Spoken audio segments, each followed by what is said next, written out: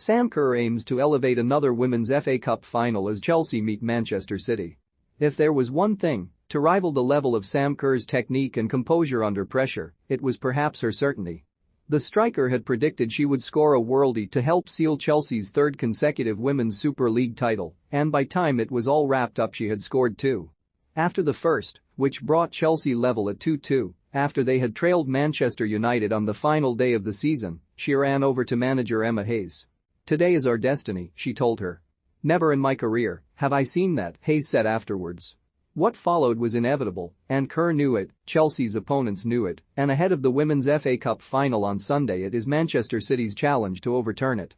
They are tasked with bringing down this winning machine that is itself so certain of its place at the top of English football. The reason Chelsea are only going for a double and not a second successive treble is because City have done it this season.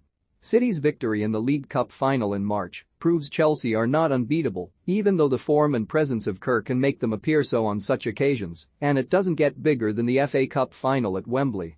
A record-breaking crowd would make it special, but the game itself does not need selling. Both teams come into the final on the backs of long winning runs, and you could argue both sides can approach the match in a good frame of mind, having already achieved what they would have targeted at the midpoint of the season. For Chelsea, it was getting through an intense title race and making sure they beat rivals Arsenal to the league. City have been focused salvaging Champions League qualification after recovering from their horrific start, and already having a trophy in the bag helps. There won't be the same desperation a team like Arsenal or Manchester United, who both narrowly fell short in the WSL, might have had if they had reached this stage. It sets up a great cup final on paper, but a player with the aura of Kerr can elevate it further. It is what the Australian has done to the English game over the past 2 seasons. When Kerr made her Chelsea debut in January 2020 it came just weeks before the sport shut down due to the pandemic, and she did not score in her first 6 appearances. Chelsea never doubted that the goals would follow, and how they did, but it is the 28-year-old's sense of timing that separates her from the rest. Chelsea's ultimate big-game player was acknowledged by Didier Drogba himself this week, although even he admitted Kerr's second goal in the WSL clinching victory over United had been far harder than any of his chances in cup finals. Everything about it was outrageous, and yet we had been there before, on her last outing at Wembley, with her stunning chip to win last season's delayed FA Cup final. Kerr's volley to wrap up the WSL title was another outstanding moment scored 6 months apart. Both goals had much in common.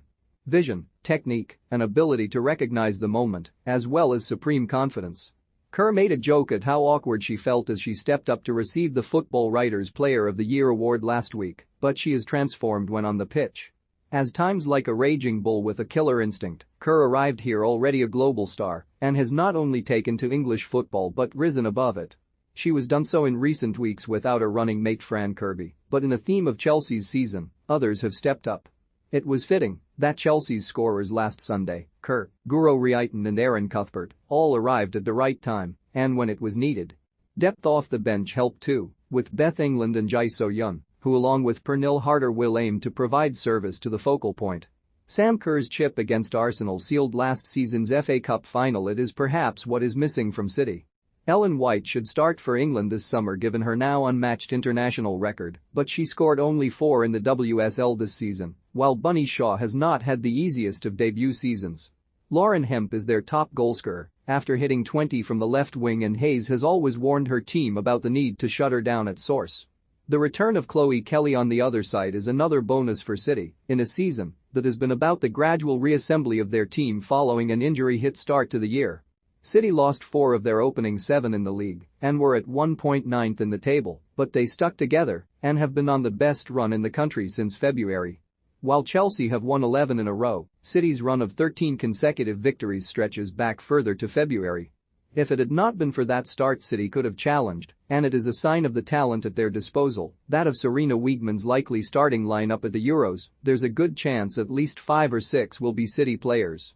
There is one more game to go until the Euro build-up can truly begin, however, and what is hoped to be a record-breaking summer can be kicked off with a record-breaking crowd of over 50,000 at Wembley.